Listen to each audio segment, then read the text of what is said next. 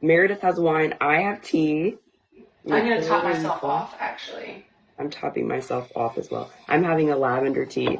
And I think since we had a kind of a delayed start, let's jump right in. Yes. We are so excited that you are here. And we are going to be talking about Meredith's Ghost Tamer. Yes. This is right here. And Jenna, I know you're going to have some repeats here, but we are so excited that you're here. Okay, we have been so excited about doing this interview and giveaway. So we're going to talk about the giveaway first. Yes, and see what you guys can win. Yes. So in this giveaway that we're doing, and we're doing it jointly because Meredith and I have been friends for a very long time. We have been on a writing journey together, and I saw the beginnings of this book, and I have been amazed by her and inspired by her, and so I thought, let's do this together. And it just seems fitting because I was with her in the very beginning. We're going to talk a little bit about that idea. I'm excited. So we have, in the giveaway, you're going to get a signed copy for anyone who wins, and Meredith's signature is pretty awesome. And then there's a little ghost on here that she's going to stamp on. Very cute. I do have a stamp. Signed copy of Ghost Tamer. You are going to get a smudge stick kit. So this is I don't want to open it because I want it to be nice and sealed and packed for whoever wins. But it's got a sage smudge stick in here and an abalone holding tray, which is nice and iridescent and beautiful. If you haven't ever seen an abalone, it's gorgeous. Kind of wanted to keep it. It smells great, just like from the box. I love that. It smells amazing. So this is we're to ward off all that negative energy. Yes, we're going to talk about smudge sticks too because that's in the book. The smudge sticks are in the book. And they're used in the book, so they're special. So we're excited to hear about how this is used. Because I didn't know about smudge sticks before I read your book. I learned about smudge sticks in your book. Okay, next thing that's in the giveaway, an amethyst necklace. Show us that one, Meredith. So this is made by a local Nashville, where I live, or where both of us live, artisan, Star Fox Jewelry. And she read the book, made the necklace inspired by the book. I'll get a little closer so you can see. So this is an amethyst crystal. She made this really creative setting just for this. Star Fox Jewelry, you can follow her. I don't think she has a TikTok. I think she's on an Instagram and a Facebook. So this is also coming to you. It's a nice long chain, so you can adjust it if you need to. And if we can, we're going to be adding in some of these cute little matches. This is a little Ghost Tamer match box. So you can light your sage smudge. Light your sage smudge. So cute. And this, we should mention, this is continental U.S. Yeah, and I don't think we mentioned that last time, but we can only send the package to those in the U.S. Now, if you can still enter the giveaway if you're not in the U.S. You just get a book, just a book. You just get the book. Which is still, when we say just get the book, I mean, it's an Amazon editor's pick, y'all. It is an Amazon editor's pick, which is a big deal. And it's pretty high in the ghost story. Yeah, it was 79 one day, which was a really thrilling day. But it's in the low hundreds, which is pretty cool. Oh, that's very good. So it's getting really good traction. Yes. And this is exciting. So the giveaway is going to go through the weekend, and we'll announce the winners on Sunday evening, and it will go out in our newsletter. So if in our profiles, if you go there, you can click on the link. It's in both of our profiles. I think it's the top one in both right now. And you click on that, you put in your name and your email address. You will be signed up for both of our email newsletters, but like Meredith said before, that's like a bonus. That's a bonus. It's really a bonus. And of course, when you sign up for a newsletter, you can always unsubscribe. I don't know why you'd want to, but you can. Our feelings will be hurt, but it's fine. Right, it's fine. It's fine. We do giveaways in our newsletters whenever we can, too. So. Oh yeah. Well, that's where this giveaway really originated, is in the newsletters. And I love following people in the newsletters. It's a really big. I mean, social media can come and go, but when the people that I connect with, I'm pretty raw in my newsletters. Yeah, you are. I feel like I do the same in my blog a little bit, but yeah, you are pretty personal in your newsletters. My newsletters is mostly a brief thing, and then you can deep dive or closer if you want. Yeah. And I mean, that's not going to be for everybody, but I find that the people who stick with me really enjoy that. So I love it. But anyway, we're veering off topic. We need to get back to Ghost Tamer. That's what you're going to win. That's how you enter. The giveaway will be announced on On Sunday Sunday. and Monday. And yeah, Sunday on live. I think we can only do it live in one place, so we'll start an Instagram. We could do a live and say the name And here. just let people know. And just let people know. But now we'll find out if you want to win. See if you like this book. Yes. Okay. So this Ghost Tamer, for everybody here on TikTok, Meredith, let us talk about a little bit of a book summary. So what's going to bring people in? What are they going to get when they open this Ghost Tamer? So Ghost Tamer is about Rayleigh. She's an aspiring comedian in Chicago. She's riding the L train back from an improv, an open mic with her best friend. The train flies off the tracks, derailing, killing everyone on board except for her, and now she can see ghosts. One of them says that he's been with her all her life.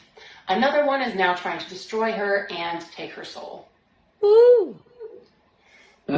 It's intense. I love that. It's a fantastic premise. And it's super fun. It is. It's very fun. I love it. There's so much. I was talking before about how immersive you are in your writing. So we're going to get into a little bit of the nitty gritty of this story. And I want to get to some things we didn't talk about earlier, about some scenes in this book, because you are taken on a journey. You really are. And it's a different kind of journey than a regular read, because this is in 2 dimensions, like the real dimension, but it's in this ghostly dimension as well, which is fascinating to me. I mean, that's not something we all think about, we all have experience with, but you have. We're going to talk about that too. Let's talk about where this idea came from, because I remember parts of it too. So, okay, tell us about where this came from. Why did you write this book? So I had a nightmare. I was no longer living in Chicago. I was living in Nashville, and I had a nightmare where I was riding the train with a friend after an improv class, and he was critiquing my improv set, and the train flew off the rails. And I, of course, woke up before we died, as most of the time I do when I dream. I have died in a couple of dreams. No way, really? I didn't think you could die in a dream. Can you do that? You can die in a dream, yeah. I've done it twice. Really? I have never done that. I did not. We can talk about that if you want, but this one I woke up, and it was one of those dreams where you tell someone about it and it doesn't feel like a big deal, but when you have it, it was like terrifying and all consuming, and like I woke up like pumped full of adrenaline, like, and I thought I didn't have anything to write at the time, so I was like, well, maybe I'll just write this dream. And you remember another part to this, which I had forgotten. Yes, I remember I was at my mom's house, and I was writing myself, had my laptop pulled up and had my phone sitting on the edge of the chair, and you texted me and you were like, I had this crazy dream. So you started telling me about it by text. I was like, that is wild. And you were like, I'm thinking about writing it as a story. I was like, you should totally write this as a story. And I don't know how long this was after the text, but you did. You wrote it as a story, and then you're like, I don't know if this is, are people going to like this? Are people going to read this? I mean, it was a dream that you had. You were close to it. Right. So it was hard to say. I always need validation. I'm always like typing my friends, is this crap? Yeah, we all need validation. And so, yeah, she asked me, like, is this worth pursuing? I read it. I was like, yeah, this is worth pursuing. And so you ended up writing this whole book, and I got to be one of the first ones to actually read it as it was happening. Midwives to this book. Like, yeah, I'm in the acknowledgments, you guys, which is so sweet. So sweet. It's touching. And so that's where it really started, which is really cool that it started with a dream. And so let's talk about the setting being Chicago. Yeah. So I spent 17 cold years in Chicago. I grew up in New Orleans and just decided, so I did a year abroad in England and came back and was like, this place is terrible. There's no public transportation. Everyone's driving drunk. Like, oh my and goodness. I was just not realizing that I was going through a rough time. Yeah. And just sight unseen decided to move to Chicago. Spent 17 years there, and I hated the winters, you guys. I did not get more tolerant to the winters. I got less tolerant, but I loved the trains. Just having the public transport available was amazing. I loved the theater community. Yeah. Some amazing people in Chicago. And so when I was there, one of the interesting things that I noticed was my media consumption would change in the winter versus the summer. So in the winter, Chicago winters, if you have not experienced them, they are like nothing else. There were times when I would look at my phone and Chicago was colder than Antarctica. I was very upset. Yes, it was summer in Antarctica at the time. It was winter in Chicago. However, it's still Antarctica. It was Antarctica. So I would always only want happy stuff. Like I wanted to watch Bob Ross. I wanted to watch Friends, like cartoons in the winter. In the summer, I was like Forensics Files and like, shit like that. But reading, I didn't want to read about sunny, warm places, as you would think. I wanted to read about other people in the snow. I wanted to read people going through the cold tundra with me. So I intentionally wrote Chicago in the winter, in February, which is Satan's asshole in Chicago. So that is where this book takes place, like the worst time in Chicago that you could ever want to be. But like a lot on the trains. I spent a lot of time on the trains when I was there, and so you were on public transit a lot. I like that. It's a really cool setting because you get immersed into Chicago, but you also get that sense of being cold. I mean, they're putting on their coats. You feel the frigid air. You do a really good job with description, as I've said. And so you feel it. You're really immersed in the Chicago setting, which is really cool. And it's cool that it came from the dream, but it came from somewhere that you experienced it. So it was a place you've been, lived, walked, all those things. Okay. Now, part of this, you were on a train. Rayleigh, the main character in Ghost Tamer, is on the train when she has this accident. And she is a comedian. Yes. She's talking with her friend about this improv, her improv set. And so I think it's very interesting about improv. Tell us a little bit about your improv background, because I was telling Meredith earlier that I don't think I am capable of doing improv. But then she said something profound, which was, you're doing improv every day. Yes. Like you don't rehearse the interaction that you have with the teacher of your child's school when they're telling you that your child is, needs to go to remedial math or whatever. And you're like, you don't rehearse that interaction. No. So we all have improv in us. It's just a little terrifying to do it in front of people, because when you're on stage in front of people, you feel like you should be cool. Yeah. And I believe one of the main tenets of improv that I think most people could take into their daily lives is yes and. I love this. Yes and. This is life changing. So listen up. So if you're on an improv, and if I were to be like, Melissa, this is amazing. These gowns you have made, they are so gorgeous. Do you have one that will fit me? And Melissa can either go, oh, well, I don't know, we might have to make one special. What fabric do you have? And then the improv goes from there. Or she could go, gowns? I don't know what you're seeing. This is a bricklaying place. This is a construction site, lady.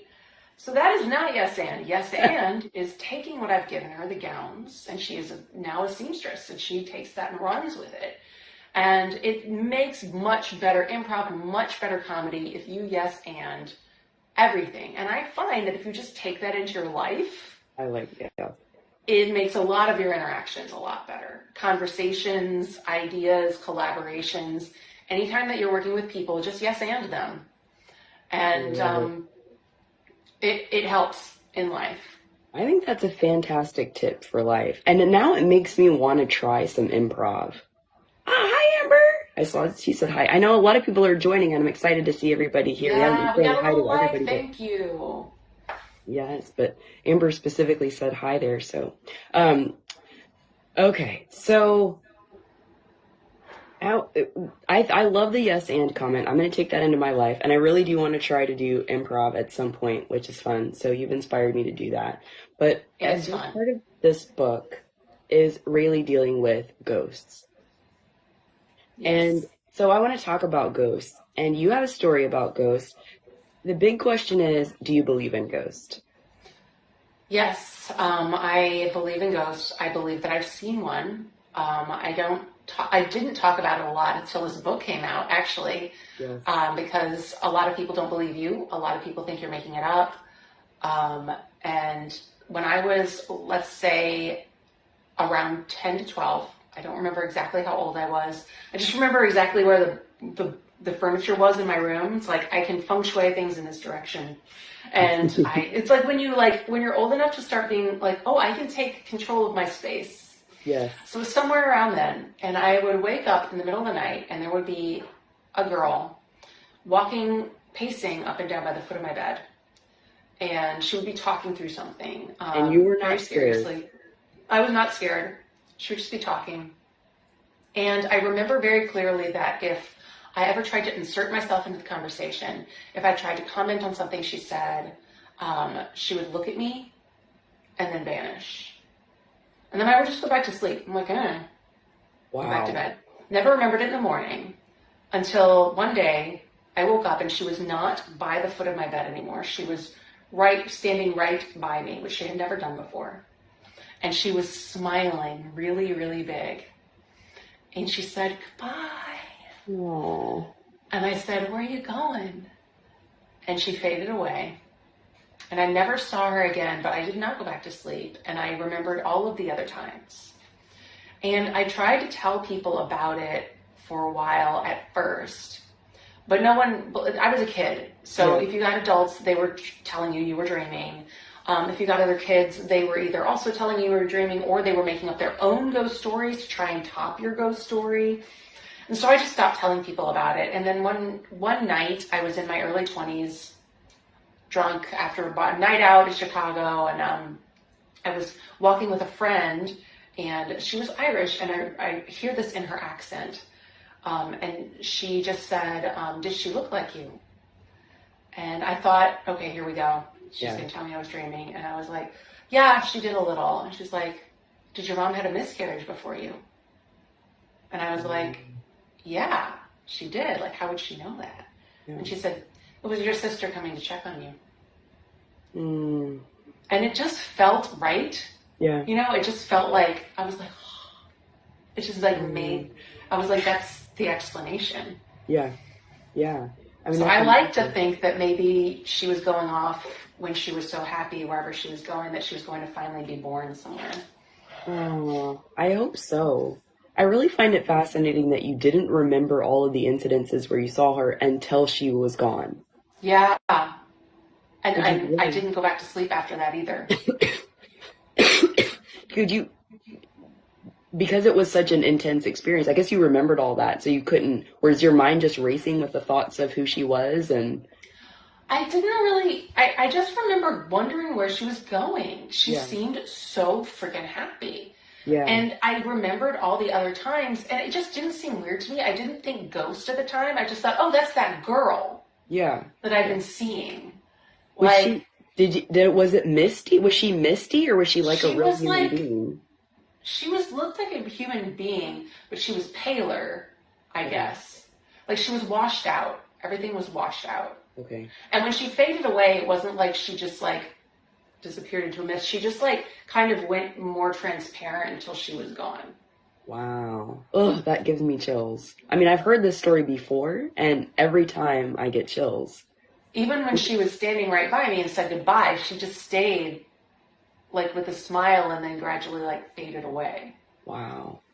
Ooh, that's intense. And so this helped shape your story in Ghost Tamer. There's a little nod to her in this book. There's a little nod to her. You'll read the book and you'll see what it is, but there is a little nod to her in the book. I like that. And I mean, of course, when you've had a ghost experience, of course, that informs your whole mindset and everything as you're creating this story and makes it more, I mean, it makes it more realistic. I mean, this is fiction, but still done a lot of immersive things here. All right, so you believe in ghosts. You've had a ghost experience. That has shaped how you've done this book. What sort of research did you do about ghosts? Did you do extra research? And let's talk about maybe different kinds of ghosts, because there are 2 different kinds of ghosts in your book. There's a couple different kinds. There's 2 main kinds. I basically made them up. I did a little ghost research, and what I found is there's not a whole lot of like standard ghosts, other than poltergeists. So Poltergeist is the ghost that can affect things in your reality, can move things, whatever. But I kind of decided that I wanted all of my ghosts to be able to have that ability if they trained for it. Like in my world, the ghosts can grow and change just like people can. And I love that. So I liked that the ghosts could just become poltergeists if they wanted to, if they learned how, if they developed that skill. So I was like, I'm not going to use the word poltergeist. So I just decided to make up my own ghost names for the types of ghosts that I wanted to be. You know, I had one person on NetGalley who was like, I couldn't find this in Wikipedia. This is terrible. And it's like, my friend, do you know how fiction works? Yes. But so one of my, right, we made it all up out of my head. Wikipedia, don't have it yet. I'm not that big. The Jamani is one of the ghosts, and it is one of the negative ghosts that thrives on negative attention, and if it kills you in life, it can take over your soul before you get to move on. Ooh. Yeah, which is fun. Really fun. Then the other main ghost is Casper, and he's one of the main characters. And he is an oral spirit. And I did actually see reference to an oral spirit when I did my research, and I liked the concept. And so what he does is he kind of bounces, just like we as people will kind of try to we will form our personalities based on who we spend the most time with. Yeah. An oral spirit will inform himself on who he's most attracted to. So Casper was most attracted to Rayleigh, and so he became what she needed. And he became kind of her protector. He watched out for her. Yeah. Things like that. I love that. I think Casper is my favorite character.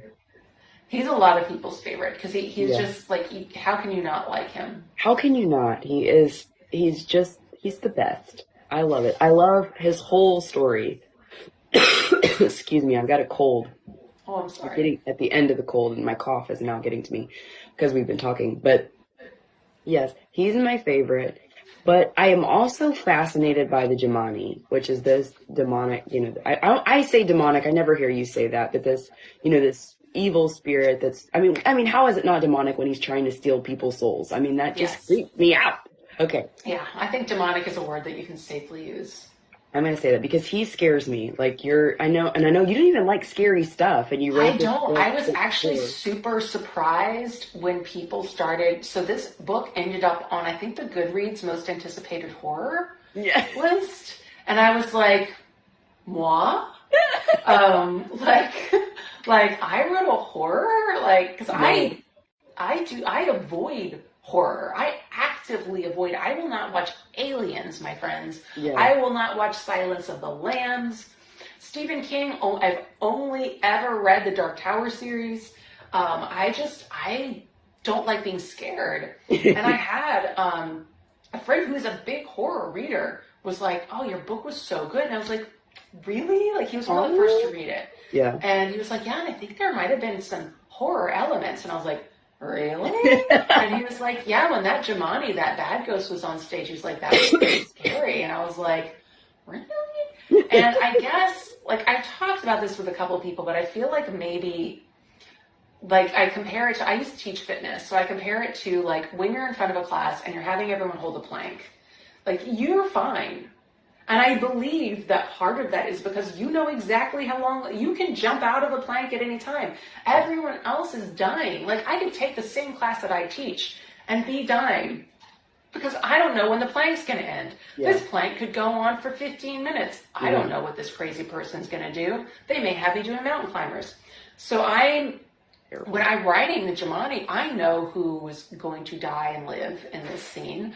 I know the pain that's going to be inflicted, so it doesn't seem scary to me. Right. Because I know what's going to happen. And it's so I think I may have inadvertently written some scary scenes. Some scary scenes. There are definitely some scary scenes and definitely some intense scenes. And some of my favorite parts are when you have and the lights go out. So we know something's coming, and it's like you have this really tense scene where things are coming at you, and then all of a sudden the lights go out. And you just know, okay, the Jemani, we are going to have an experience here. And I also think it's just like one of those things that dates back to like childhood. Is like the dark is scary. So when the lights go out, I don't know if you were one of these people. When I was very small, my bed was up against the wall in the corner of my room, and the door was on the other side, like diagonally. So if I wanted to go to the bathroom, I had to cross all of that space in the dark. So I used to back up against the wall and take a running leap, like, into my doorway, because there were monsters under my bed. Yeah, I would do that. That were going to grab my ankles. Yeah. I did that. I had that exact same experience. I did that exact same thing. I wouldn't jump off. I would jump as far off my bed as I could get.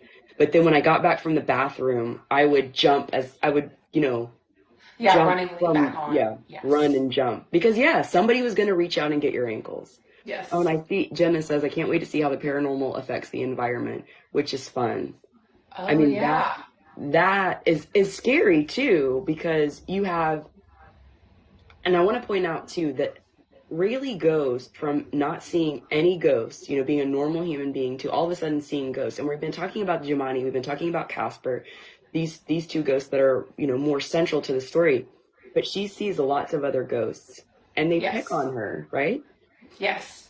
So once they know, so all of the ghosts are more interested in the living, usually, than they are in other ghosts. So once they find out that Rayleigh can see them, they realize that they can get what they want more easily from her. So a lot of the ghosts want to feel certain emotions, or like they like the taste of certain emotions. Like there's one ghost that just randomly attaches to her because she's crying over her friend in a park, and the ghost likes grief. So I'm not knowing, because Rayleigh tries very hard not to pretend she can't see her. The ghost just keeps tormenting her and like pulling at her heartstrings and like feeding into, like, pulling at her grief to get that fix that the ghost wants. Oh, that's scary. And also when the Jemani is manipulating objects, that is scary, because that's part of it. You have these ghosts that are kind of manipulating her emotions, and then you have the real life, like, poltergeist type things that you're talking about, where physical actions are happening that are affecting Rayleigh, and that's intense. I mean, those scenes are intense. Yeah. So I have it where the ghosts exist in a slightly different dimension as the people. So if you can access the dimension, which some of the ghosts can, some of them can't, then you can affect things in the other dimension. So the Jemani has learned how to affect things in Rayleigh's dimension. So he can pull things off the walls. He can, like, hit her with a shower rod or a towel rod or whatever, and throw a table on top of her and all of those things. Yikes. Oh my goodness. So how would we get rid of an evil spirit like that? Which brings us to part of our giveaway package. Yes. So let's talk a little bit about getting rid of that, because when you have all that scary stuff going on, we want to be able to get rid of it. We want to be careful not to bring anything to us. Right. So we have the smudge stick that we're giving away, and Rayleigh uses smudge sticks a lot. She makes her own in the book, and you can make your own, but you can also just have a pre-made one for you. So this one is a sage smudge stick, and I pretty much believe they're all sage. And it's a very old thing. I first learned about it from Native American culture, but it's also apparently Egyptian. It's basically, we didn't invent this. It's been around for a very long time. Yeah. So, and basically there's herbs and stuff in here. And this one is sustainably grown and smoke cleansing, which is very nice. I like that. So it's to dispel negative energy. And I got into it when I was in a bad relationship, and once that was done and out, I wanted to cleanse my space of any negativity that was left over. So use the smudge stick, and apparently intent is enough. I wanted words to say. I just wanted it to feel official. So I looked up some Native American things, and it was like, you can go to the 4 directions and say, you can officially announce that you are cleansing your space of any negative entities, any negative energy. And it did say pay special attention to the corners which is interesting, yeah. Which I thought I was like, well, that makes sense. Like things collect in the corners. So. Right. I mean, that's where you're going to go. I always start, whenever I do it now though, because of that, I always start in the corners.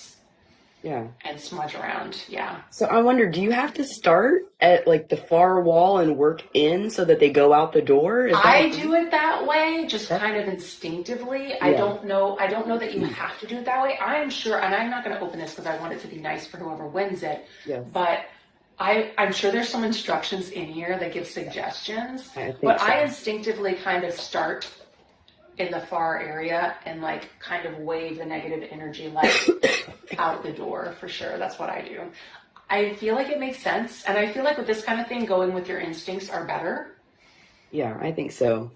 So you've got this bundle of herbs, you're lighting the herbs, and the herbs somehow are working against this negative energy, and you're going around the room to cleanse. So this is something that Rayleigh does in the book to help her. She smudges a lot. Yeah, she smudges a lot. My editor actually said she Googled smudge to see if I'd misspelled something and was like, oh, no, it's a real thing. Yeah, I didn't know about it until I read your book. And I've been doing it for so long that I kind of forgot that it's like not a universal thing. Yeah. I love how Jenna says instinct is a powerful magic. Yeah, it is. I like that. That's a good quote, Jenna. It is good. I'm sorry I'm coughing so much. I think because it's getting later and we've been talking. Well, you have your tea, right? I do. I need to refill. But I find the smudge sticks very interesting. And like I said, I did not know about them before we started this. So that was an education for me to learn about it. Very interesting. Another thing that gets rid of this negative energy or deals with energy is the crystals in the book. And I'm fascinated by those too. That's another part of our giveaway, which is the necklace, which, for anybody who didn't see in the beginning, this is part of our giveaway package that you can look at in our profiles. You can go in and sign up to win the book, the signed copy of the book, this necklace that Meredith is showing, and then the smudge sticks that we were just talking about, and perhaps some matches. Some matches, which looks so cute, like a tiny little book. And this is like a conversation starter right here. You take these around, you light your candles. I don't know, but they're so cute. You pull it out. I'm in love with these. But anyway, so the crystals. Let's talk about the crystal that this is. This is an amethyst crystal. Yes. And talk about what powers it has. So in my book, Star Fox Jewelry made this. She read the book and made the necklace based on the crystals in the book. The amethyst is the first crystal that Rayleigh gets, and she gets it when she is in a time where she's denying her gift. She does not want anything to do with it, but she has it. She can see ghosts. It's a thing that she has. So the amethyst has a lot of properties, but the one that I chose for this is I don't know what that was. Was that you? Oh, that was, I think that might be my little sign here. I think it might be running out of battery. Oh, okay. We'll just shut it down. It's fine. But the one that I use is Spiritual Awakening for the amethyst in the book. So that is this one. She also gets a later in the book, which is if you've never seen them, they're really beautiful. Green stone with a like dark red blood splatters on them, which is why they're called bloodstone.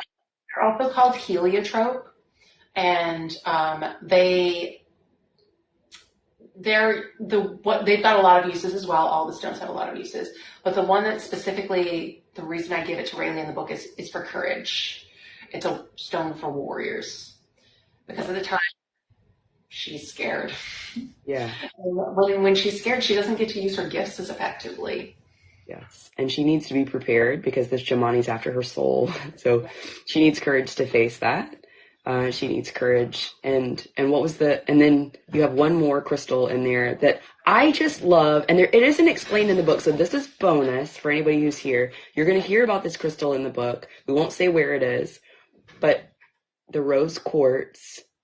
Yes, she gets a rose quartz, and it is for unconditional love. I love that. And my hope was that people would just kind of look it up and wonder what it was about, because when you find out what she uses it for, it's supposed to like get you in the feels. Oh, I love that. I mean, when you're talking about love like that, how can you not get a little teary, a little emotional? I love it. Okay, speaking of emotions, did there are a lot of themes within this book. I mean, Rayleigh's struggling. Everybody on the train has died except for her. Her best friend has died at the beginning of this book. That's not a secret. It happens in the beginning. Yeah. And we can read a sample if we want, but we only have 10 minutes left, but it goes so fast. I know it really has gone by fast. So I want to get to some of the questions I didn't ask you earlier. A lot of emotional things. Forgiveness is a theme within this book, and that's powerful. Let's talk about forgiveness a little bit. Do you believe that everybody has the potential to forgive and should be forgiven no matter what? So I believe that we had a hot debate about this in the book because, as you mentioned, it is a huge theme. And at the end, I had this huge beta reading session where there was like 20 people, and they were pretty much evenly split on not everyone deserves forgiveness and this should not be a thing, or forgiveness is very powerful and it should be a thing.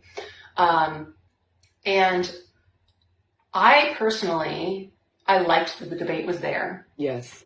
So I did make it so that the debate can remain, but I believe that forgiveness is more for the person doing the forgiving than most of the time the person being forgiven.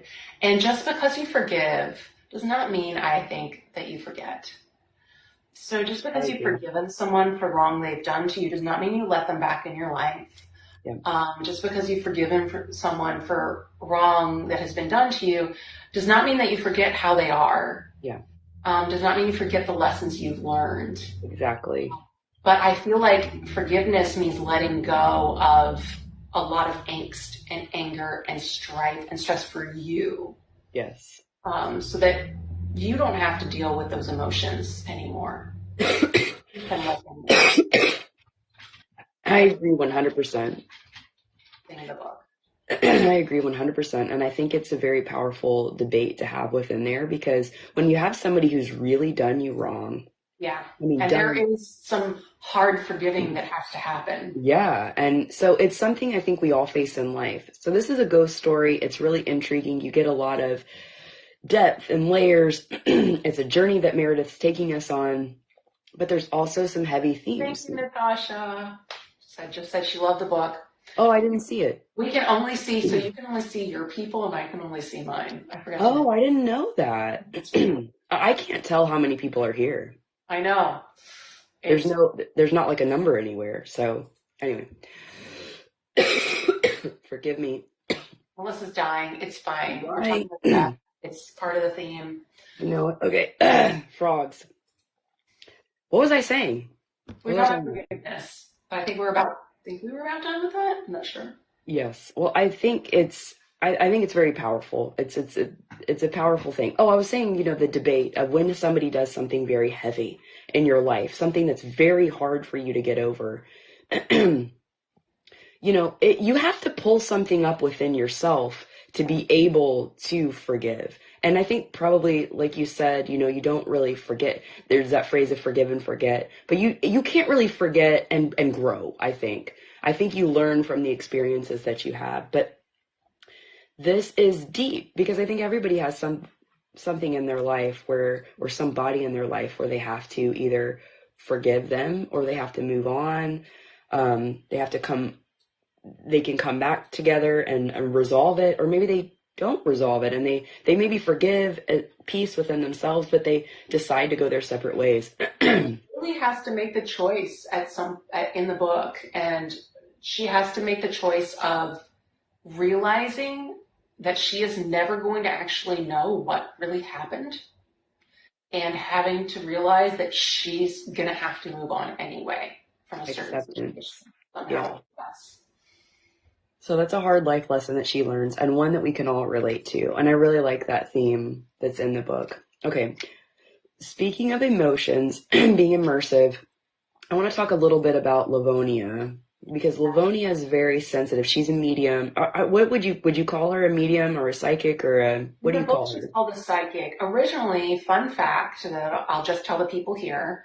Originally, I wanted her to be a voodoo practitioner, but I personally didn't know enough about the practice of voodoo, and I didn't want to appropriate or use it in an ignorant way. Yeah. And she's a good guy, for lack of a better term. But and it was like, should we get a sensitivity reader? But in the end, it was like my editor was like, it's easier to just remove the word and make her a psychic and not offend anyone. Yeah. So I think that's she is called a psychic. I think that's a wise decision. I accidentally created something in my novel where I didn't know that I wasn't supposed to say something and that it could actually hurt someone's feelings. I didn't realize it. I mean, to me, it was something that was a funny thing that was not meant to be hurtful at all. But if you can, when you're ignorant, not ignorant is such a, Ignorant is when you're uninformed, because you're not doing it maliciously. You just don't know. You just don't know. So you have to be careful. So I think that's wise. But Livonia is such an interesting character. She's powerful. Yes. And so we can talk a little bit about your psychic experience, but I want to talk about this one particular scene because this is one of my favorite scenes that I think you do so well. And I don't know how you did it. Excuse me. It is when you're taking us on this out of body experience in the novel. And I was amazed with your ability to be able to make me feel like I had left my body. That doesn't happen easily. So I want to know about that scene. How did you prepare for that? What did you feel? When you were sitting with your fingers on your keyboard, what was going through your mind? Honestly, it's, I just kind of was like, what would it be like to not have a body? Yeah. And what things would go through your head? Because I don't know if I have watched a lot of woo-woo stuff over the years, you guys, just morbid curiosity. And I've watched a lot of things about people who believe in reincarnation, feel like I watched this person get, I don't know if you call it hypnotized or whatever, go back and they're trying to figure out where she was when she was in between lives. And she goes to that place and they're trying to ask her, like, what do the people look like? And she gets like a little annoyed. Like, it's funny because she's like just lying in this bed. Her eyes are closed. She's like in a trance or whatever. And she's like, no one has a face here. Like, no one does. Like, no one looks like anything. And they're like, what does everyone sound like? She's like, I can't do it. And he was like, can you try? And she just kind of goes, it's so weird. So I just kind of tried to envision, like, what would it be like if you didn't have anything, but you're still you? Yeah. It's like a concept. So I also took many yoga certifications.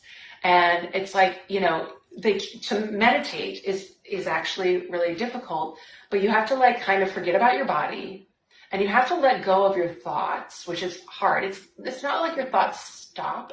It's just you're trying to calm them and get to like the essence. And then one of the things is like, well, what is left of me? If I'm not my body, I'm not my thoughts. It's like you're still you. Yeah. Like you is not your body. Right. You is not your ideas necessarily. These are manifestations of your soul. Ooh. But there is a kernel of you that is still there. Like when you're unconscious, are you not still you? Right. So I just basically thought about that when I put Rayleigh in this place and was like, if you were just you, just the core of you, yeah, what would that look like? Yeah, you did a really good job. You did a really good job because that's something that I think about often. I think about when you think about death, everybody thinks about death. We were talking about thinking about death. And when you think about death and you think about what is it going to be like for the afterlife, what is it going to be? What happens to me when my body is gone? Yeah. And it's a really interesting thing to think about and you put sensations and, I mean, I don't even know, I guess visuals too. You put visuals and sensations. Just in live, you kind of invigorate the senses and really take you to that place where you can almost feel like, okay, this is what it's like. And it's very interesting. So I think it's really cool how you did that. So glad it worked. It did, because that's hard to do. I mean, I think that's hard to do, Meredith. That's hard. Okay, you make yourself emotional, right? Yes. When you, what's your favorite part of this book, and where did you get the most emotional? My favorite parts are when Casper and Rayleigh are together, my little ghost and my protagonist. I don't know where they came from. They just popped up, and their scenes wrote themselves. I love that. Like, everyone's like, "Oh, the banter was so good. Like, did it take you a long time?" No, I didn't do it. I literally feel like I didn't do it. Yeah. They came out of my fingers and they wrote their own things. I actually have a deleted scene that I'm thinking about offering to people at some point. Oh, yes. I think people would just like, but yeah, so that's all. My favorite parts are anytime Casper and Rayleigh are together on the page. Yeah. I just enjoyed them with each other so much. You could tell by the way that you write it, just the feeling that you get, that you were having a good time. We're having together, even when they're like sniping at each other. Yeah. But some of my favorite messages so far from readers have been people who were like, you got their relationship, like they likened it to relationships they had of their own, like people, which made me really happy.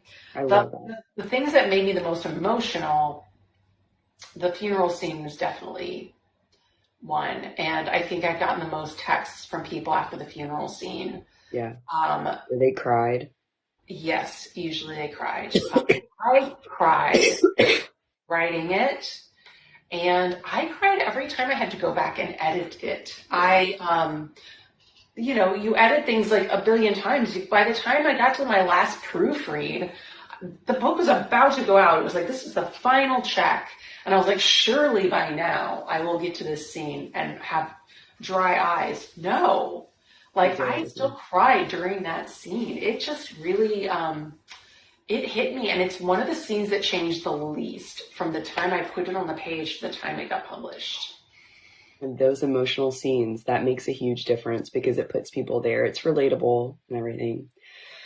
All right, you guys. Do we have any questions? Would anybody throw a question up while, if you've got one for Meredith, and Meredith, if you see any on your end that I can't see, catch them.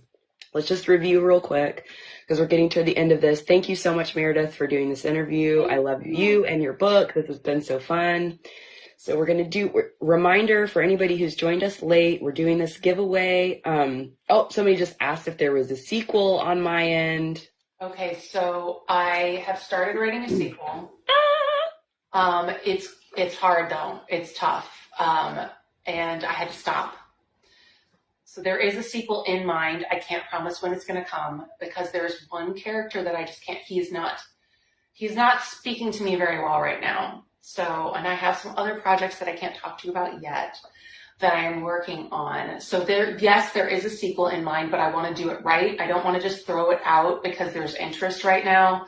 And right now it is not coming to me, so I had to stop. So yes, but I'm going to have to be patient. Jenna also comments, I don't know if you can see, hers says, I will help you if you need paranormal help. Oh, awesome. Well, I would like her information. If she's not following me or not emailing me, I would like her to. Jenna, please follow Meredith so that y'all can keep in touch. Okay, so back to the Ghost Tamer giveaway package that we are doing in honor of this interview. And my dear friend, this is her first book, her debut. We are giving us away a signed copy of her book, and it's so cute. She has a fantastic signature. Oh, yeah, we'll flip and show you. And there's a little ghost on here that is so cute. I have a stamp. Oh, and I'll sign it in any color you want. Yes, so we can make this customizable here. I mean, nothing too crazy, but yeah, we can make it customizable. So you get a signed copy of this book that's with a pen of your choice. one of those colors right there. I love how you have those pens. You get, this is, if you're in, anybody can enter the giveaway. If you're in the US, you get the package. If you're outside the US and you win, you're just getting the book. But I mean, that's still great. Still a good book. It's an Amazon editor's pick. Amazon editor's pick. We've been talking about it. How can you not love what we've been saying? Okay, anyway, so signed copy of the book, smudge stick kit to ward away all those evil spirits, cleanse your home. You get the amethyst necklace that is handmade from a Nashville artisan for this book. Yes. And our little, one of my favorites, the matches. And I think we're going to try to get these in the mail if we can. So this is a great giveaway package. You're going to go to our profiles, click on the link. You should see it say sign up for the giveaway, and you will be signed up for our newsletters. Which is a bonus. It's a bonus, yes. We love keeping in touch. That's really where, like, I don't know. I'm just telling Meredith I'm pretty vulnerable, or if we were talking about this earlier, I'm pretty vulnerable. I think you are too. It's fun stuff. Anyway, we have a great time. I love connecting with people and staying in touch. And I found that the newsletter is one of the best ways.